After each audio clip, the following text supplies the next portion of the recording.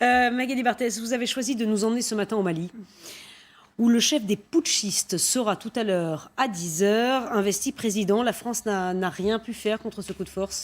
Non, et le nouvel homme fort, à 37 ans, Assimi Goïta, était un inconnu encore l'an dernier. Et depuis, le très discret colonel a fait quand même 2 putschs en 9 mois. Il avait promis à la France de remettre aux civils le pouvoir. Eh bien, il n'a pas tenu parole il y a 3 semaines.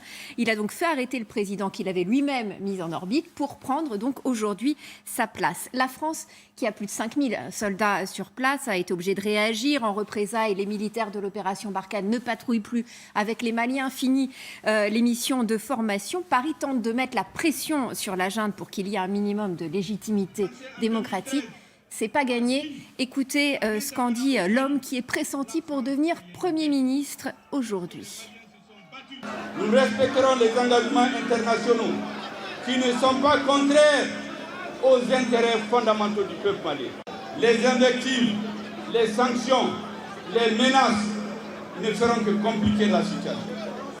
Voilà pour le ton général. Alors dans ce rassemblement, ce qui a beaucoup frappé, c'est le nombre de bannières, anti-françaises. Parmi les leaders de cette coalition malienne qui défilait, on trouve notamment un imam très influent, l'imam Dicko, qui pousse à des négociations avec les djihadistes. Et vous savez que pour Emmanuel Macron, c'est la ligne rouge qui signifierait le départ de la France. Dans ces meetings, clairement, la France n'est pas la bienvenue.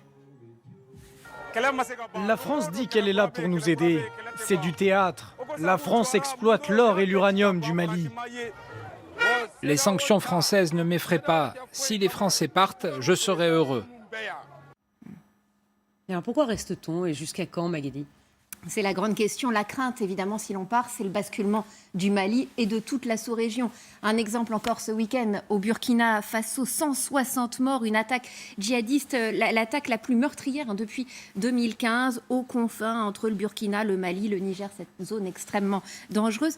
Difficile donc dans ce contexte de plier bagages, mais en même temps, comment est-ce que la France peut poursuivre son engagement avec un gouvernement illégitime au Mali, sans aucune perspective de passer le relais à l'armée malienne? Depuis les sanctions qui ont été prises, il faut savoir que les militaires français ne sortent plus de leur base dans le nord du Mali, même si des raids aériens sont encore possibles. Est-ce que ce n'est pas le moment, voilà ce que demande beaucoup de monde, de réévaluer l'opération Barkhane? Il y aura un conseil de défense d'ailleurs mercredi. La France veut des assurances. Est-ce que le colonel Goïta, qui va donc prêter serment tout à l'heure, va lui en donner? On va guetter de très près ses premiers mots lors de la prestation de serment à laquelle n'assistera pas notre ambassadeur. Merci Magali, c'est tout à l'heure donc à 10h.